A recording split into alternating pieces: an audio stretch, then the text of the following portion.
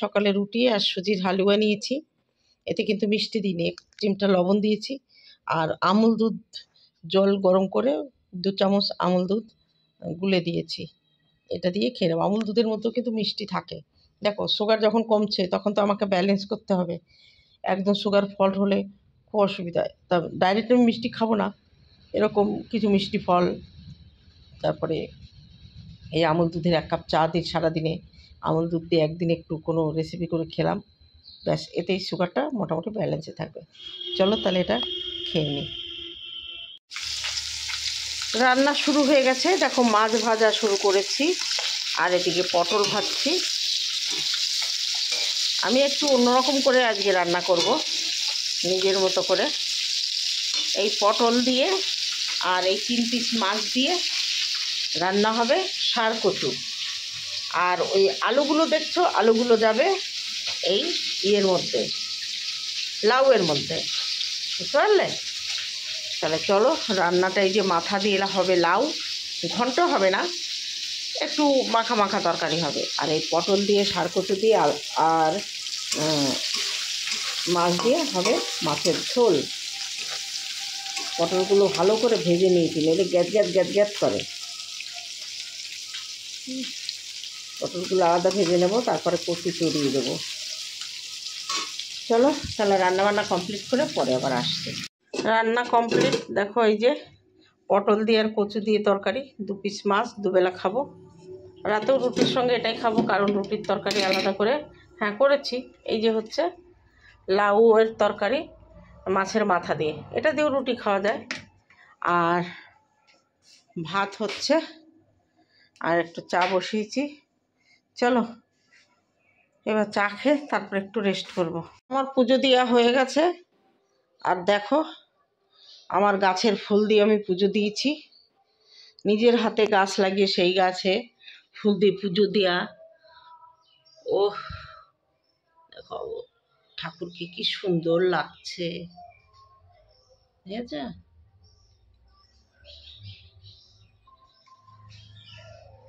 আমার একটা প্রদীপ ইঁদুরে নিয়ে চলে গেছে, কি অবস্থা বলো, একটা পিতলের প্রদীপ।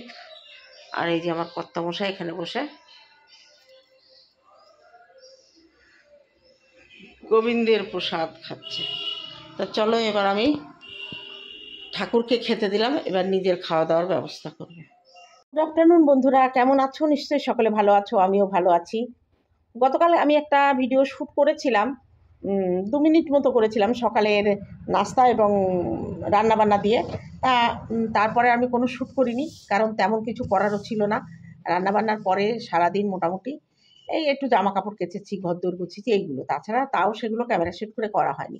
অ্যাকচুয়ালি পরশুদিন আমি মায়াপুর গেছিলাম, তো কালকে শরীরটা একটু ক্লান্ত ছিল। তারপরে আবার সকালেই অফিসে আমার বেরিয়ে যেতে হয়েছিল, 9:30টার মধ্যে আমার ঘরের চাবি দিয়ে আসতে হয়েছিল। সরি, দাঁড়াও। কারণ আমার ঘরটা, আমি এর আগে তোমাদের বলেছি যে, বলেছেন কিনা জানি না, SIR শুরু হয়েছে এবং তার কাউন্টার একটা আমার ওখানে বসেছে, বিওলেদের ট্রেনিং প্লাস ওদের ম্যাটেরিয়ালস দেওয়ার কাউন্টার করা হয়েছে। তার জন্য আমি চাবি পৌঁছে দিয়ে আমি চলে এসেছি। আজকে ছুটি যথারীতি, আগামীকালও কাউন্টার থাকবে। বৃহস্পতিবারে আমি যাব, কারণ আমার কাজ আছে, আমার অফিসিয়ালে আমার রিপোর্ট তৈরি করে পাঠানোর কাজ আছে, সেটা আমি অন্য ঘরে বসে করে নেব।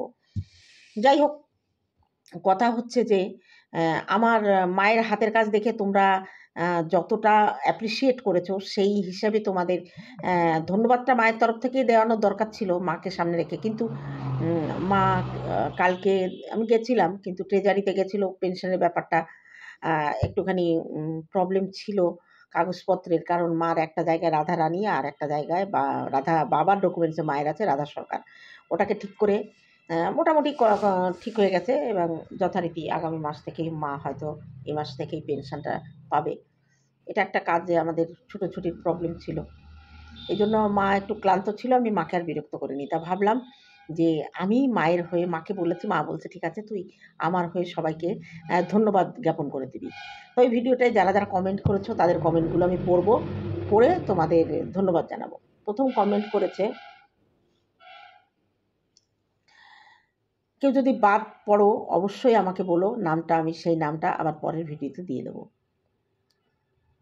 কি সুন্দর জিনিস দেখালে গো গীতা। এই কমেন্টটা করেছে আমাদের জয়শ্রী চ্যাটার্জি, না জয়িতা চ্যাটার্জি, আমাদের এক দিদিভাই প্রত্যেক ভিডিওতে আমার কমেন্ট করে। জয়িতা চ্যাটার্জি, জয়ী দিদি দারুণ একটা কমেন্ট করেছে। কি সুন্দর জিনিস দেখালে গীতা, মাকে সুন্দর দেখতে। হ্যাঁ, আমার মা খুব সুন্দরী ছিলেন, গায়ের রং কি টল টল করতো, এখনও আমাদের থেকে গায়ের রং উজ্জ্বল। প্রণাম মা, অনেক ভালোবাসা আমার ছোট্ট বাবাকেও, মানে আমার ভালো থেকো আমার ভাইপো। বাবা কি দুষ্টু, সকালবেলা মা কথা বলছে, পাশ থেকে কু কু কু করে মানে ওর জানান দিচ্ছে। মাসিমার হাতের কাজ খুব সুন্দর। সুতপা, এই নামগুলো এত ছোট না, আমার চশমাতেও আসে না। হ্যাঁ, সুতপা সাহা, তাপসী সাহা লিখেছে মাসিমার হাতের কাজ খুব সুন্দর, দেখে মন ভরে গেল। খুব ভালোবাসা তোমাকে জানিয়েছে, প্রত্যেকটা কমেন্ট আমি পড়ে মাকে শুনিয়েছি। কাবেরী দত্ত, মা তুমি আমার প্রণাম নিও। আমার মাথায় যত চুল তার 4 গুণের বেশি আয়ু হোক মা। তোমার হাতের আশীর্বাদ যদি পেতাম মনে হয় আমি একটু শান্তি পেতাম মা। তুমি চিন্তা করো না, ভালো থেকো, সুস্থ থেকো। তোমার এক মেয়ে কাবেরী দত্ত, পানাগড়, পশ্চিম মেদিনীপুর। চলে এসো না, নদিয়াতে একদম আমার ঠিকানায় চলে এসো, মেসেঞ্জারে কথা বলে আমি ঠিকানা দেবো। আমার বাড়িতে একদম সোজা আমার মায়ের বাড়িতে চলে যাবে। আমার মায়ের বাড়িতে আসো, কোনো চিন্তা নেই। এরপরে কাজী ভাই লিখেছে মাসিমা নানুমণি, আমার সালাম নিও, আমার জন্য দোয়া করতে বলো। আমিও দোয়া করি দীর্ঘ দাওয়াত দান করে। আমিম সুম্মা আমিম। অনেক ভালোবাসা আপনাকে। তারপরে ভালোবাসা জানিয়েছে লাভ রিয়াক্ট দিয়ে মৃন্ময়ী আইস। তোর কমেন্টটা আমি পড়বো না মৃন্ময়ী, তুই আমার মাকে লাভ রিয়াক্ট দিয়ে আমার মার সঙ্গে ইয়ার্কি মেরেছিস, তোর কমেন্ট আমি পড়বো না স্যার। তারপরে লিখেছে কি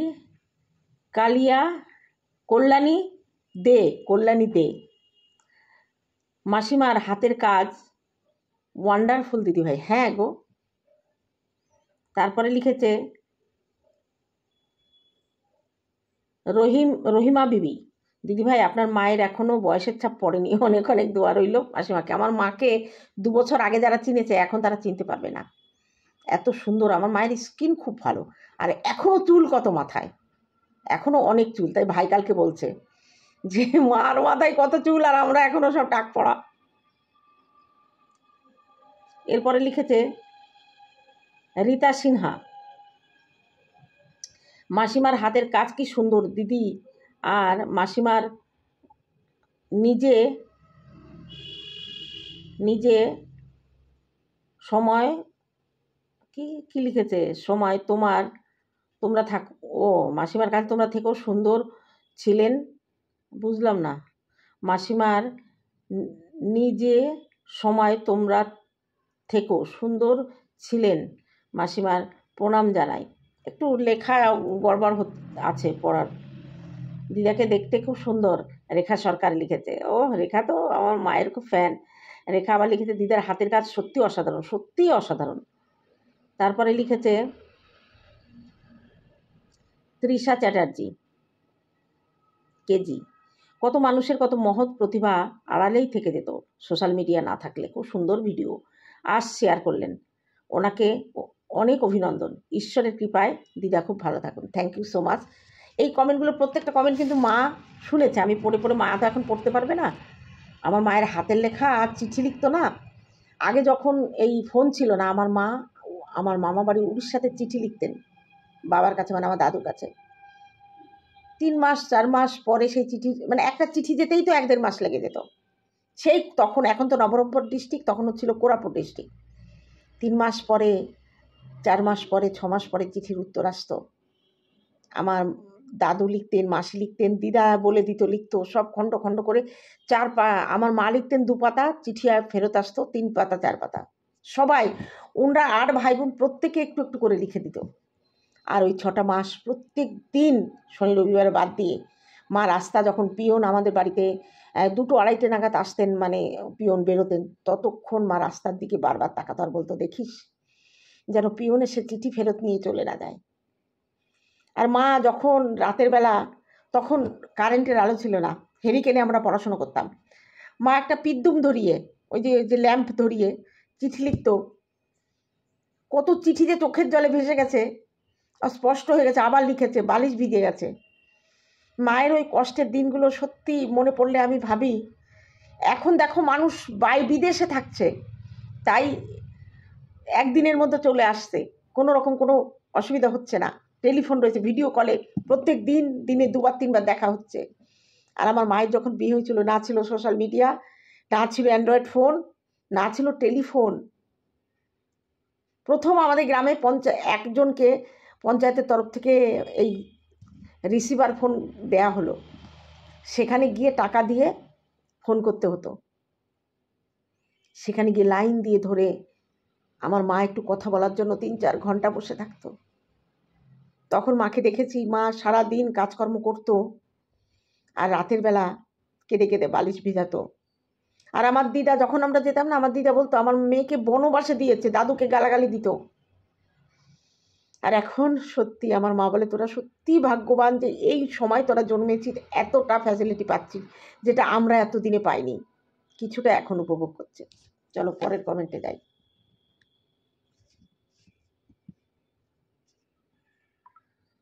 বাবা, আমার চোখ ঝাপসা হয়ে গেছে।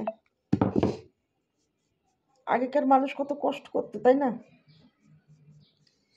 টাকা থাকলেও, ইচ্ছা থাকলেও যাওয়া হতো না।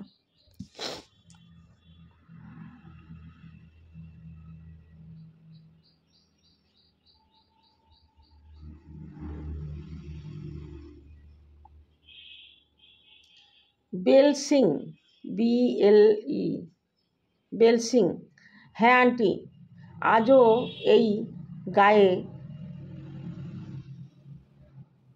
ছড়িয়ে আছে ওই গায়েটার পানে সঞ্জু রূপার প্রেম কাহানি। আমরাও পড়েছি, খুব সুন্দর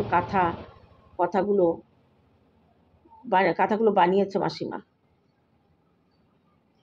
রীতা সিনহা, না এটা কি রীতা,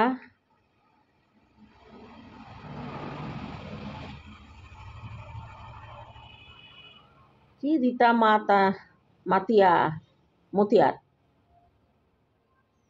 রীতা মতিয়ার।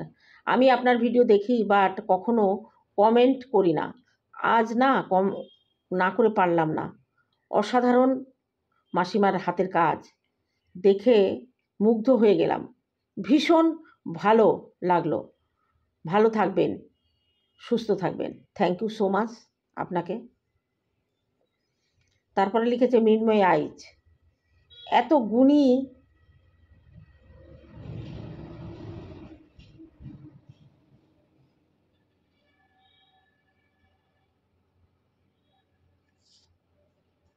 কি লিখেছে এটা, ও এত গুণী ভাবার বাইরে, ভাবতে পারিস না, এত নিখুঁত কাজ। দিদা তুমি ভালো থেকো, আরও অনেক বছর সবার সাথে আনন্দ করে কাটাও। সত্যি খুব খুব ভালো লাগলো আজকের ভিডিও। এরকম জিনিস এখন কোথায় হারিয়ে গেছে। খুব খুশি হলাম আজ ভিডিওটার জন্য, অনেকগুলো লাভ রিয়াক্ট দিয়েছে। Rita Howlader, very nice, thank you so much. তারপরে লিখেছে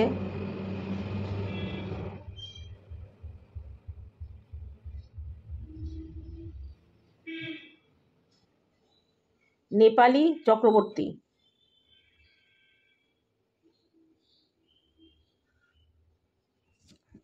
এত ছোট,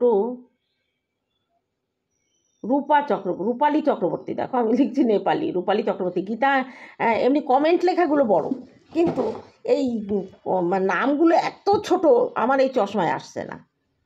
গীতা আন্টি, ডেলি তোমার ভিডিও দেখি, বাট আজ কমেন্ট না করে পারলাম না। মাসিমার হাতের কাজ দেখে আমি মুগ্ধ হয়ে গেলাম, অনেক প্রণাম জানি। এটা পড়েছি মনে হচ্ছে আগে। Lipika Biswas, so sweet lady, best wish from Bangladesh, thank you so much.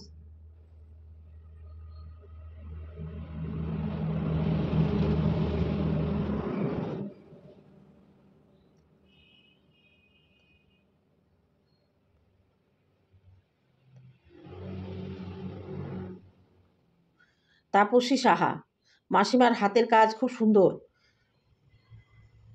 দেখে মন ভরে গেল। আমাদের বেঙ্গলি ব্লগ বাই সমাধি লিখেছে, হাত দুটো সত্যি ঈশ্বরের আশীর্বাদ, অনেক ভালোবাসার প্রণাম জানাই মাকে। রহিমা বিবি লিখেছে, দিদিভাই আপনার মায়ের এখনও বয়সের ছাপ পড়েনি। এটা তো পড়েছি আগে, অনেকটা নিচে নেমে গেছে।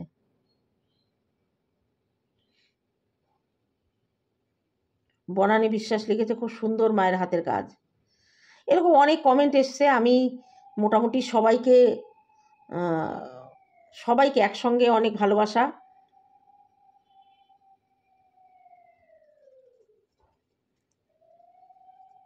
কাঞ্জিরা সুলতানা, মাসিমা নানুমণি আমার সালাম নিও, দোয়া রইল। এগুলো পড়েছি। যাই হোক, সবাই এত সুন্দর কমেন্ট করেছো। কারো কারো কমেন্ট হয়তো বাদ গেল, হাইট হয়ে যায় এখানে, আমি অন্য মোবাইল থেকে দেখছি তো। তা এই যে তোমরা যে আমার মায়ের কাজকে এত অ্যাপ্রিসিয়েট করেছো, আমার মায়ের তরফ থেকে সবাইকে মা আশীর্বাদ দিয়েছে। আর মা বলছে বাংলাদেশ থেকে লিখেছে। মা বাংলাদেশের কথা শুনলে একটুখানি আপ্লুত হয়ে পড়েন, কারণ ওনাদের জন্মভিটা তো বাংলাদেশ। সেই কবে বাবা মায়ের হাত ধরে ছোটোবেলায় চলে এসেছেন। আমার মায়ের বয়স তখন কত ছিল, 2.5 বছর না 5 বছর। আর আমার মেজবাসীর ওরকম 3 ভাই বোনকে নিয়ে বাংলাদেশ থেকে দাদু দিদা এসছে। আমার মামা তখন এই মোটামুটি 6 মাসের কোলে, আর আমার মা আর মেজমাসি তখন হাঁটা চলা একটু করতে পারে। আমার দাদুর হচ্ছে 8টা মেয়ে, 3টে ছেলে। তা 3 জন মারা গেছেন, 5 বোন আছে। মেজমাসি মারা গেছে, সুভদ্রা মাসি মারা গেছে, পুতুল মাসি মারা গেছে, আর ডলি মাসি, 4 জন মারা গেছে। আর এখন 4 জন আছে, মা আছে, সুনীতি মাসি আছে, সুচিত্রা মাসি আছে, আর আছে সেজ মাসি, সুমিত্রা মাসি। এই 4 জন বেঁচে আছে মাকে ধরে, আর 4 জন মারা গেছে। আর 3 মামার মধ্যে 3 মামাই বেঁচে আছেন, দাদু দিদা মারা গেছে। তা আমার মা হচ্ছে অনেক বড় বংশের মেয়ে, ওনাদের কালচারাল বংশ, সবাই পড়াশোনা করতো। সংস্কৃতিতে উচ্চমানের ছিল, গান নাচ, তারপরে নাটক করা, এরা নিজেরা করতো। ওনারা সব ভাই বোন মিলে একটা নাটক নামিয়ে দিত। এবং এক জায়গায় ওনাদের পুনর্বসতি জায়গা তো, দণ্ডকারণ্যের যে প্রজেক্ট, ওখানে আমার দাদু মানা ক্যাম্পে ওনারা এসেছিলেন। মানা ক্যাম্প থেকে তারপরে পুনর্বসতি হয়ে তখনকার সরকার ওনাদের ওই কোরাপুট ডিস্ট্রিক্টে, ওনাদের ওইখানে দণ্ডকারণে যে প্রজেক্ট হয়েছে, সেই প্রজেক্টের ওখানে ওনাদের একসঙ্গে 5.5 বিঘে না 3.5 বিঘে, 5.5 বিঘে না কত সম্পত্তি ওখানে জমি জায়গা দিয়ে, বাড়ি করে দিয়ে, পুকুর ছিল দিয়ে ওনাদের দিয়েছিল। সেখান থেকে আমার দাদু খুব বুদ্ধিমান ছিল এবং শিক্ষিত ছিল। সে আমার কন্ট্রাক্টারই ধরলো এখানে এসে। আমার দাদুর কাছে গল্প শুনেছি, প্রথম নাকি উনি চা বিক্রি করতো, আমার দিদা 2 কেটলি চা করে দিত। ওই যে প্রজেক্টের যত লোক ছিল তাদেরকে চা খাওয়াতো। তাদের 5 মাস খাটতে খাটতে এমন হয়ে গেল, উনি তখন বললেন যে আপনাদের এই কাজ আমি করে দেবো। বলে করো, করে দিত। করে দিলে উনি টাকা পেত, সেই টাকা দিয়ে যে মাল ম্যাটেরিয়ালস আনতো সেগুলো শোধ দিত, বাদ বাকি লাভটা ওনা থাকতো। এইভাবে উনি টোটাল ওখানে 350 বিঘে জমির মালিক হয়। আস্তে আস্তে বিক্রি করে এটা ওটা করতে করতে লাস্টে এখন মনে হয় কত 70 বিঘে না 75 বিঘে জমিতে এসে ঠেকেছে। এবং উনি মেয়েদের নামেও সম্পত্তি রেখে গেছেন। যাই হোক, ওই দিকটা আমি ঢুকবো না। তা আমার মা হচ্ছে সেই বংশের মেয়ে। উড়িষ্যা থেকে এখানে আমরা জিজ্ঞেস করি মাঝে মাঝে যে তুমি এত দূরে কেন বিয়ে দিলে। আগে করতাম দাদুকে, দাদু বলতো দেখ, আমরা না নিজেদের স্বজাতি প্লাস জানাশোনা না থাকলে ছেলে মেয়ের বিয়ে দেওয়া সত্যি বিপজ্জনক। তা আমার বাবা সত্যি গরিব ঘরের ছেলে। আমাদের বংশ অত জমি জায়গা ছিল বাংলাদেশে, কিন্তু পড়াশোনার দিক দিয়ে পিছিয়ে ছিল।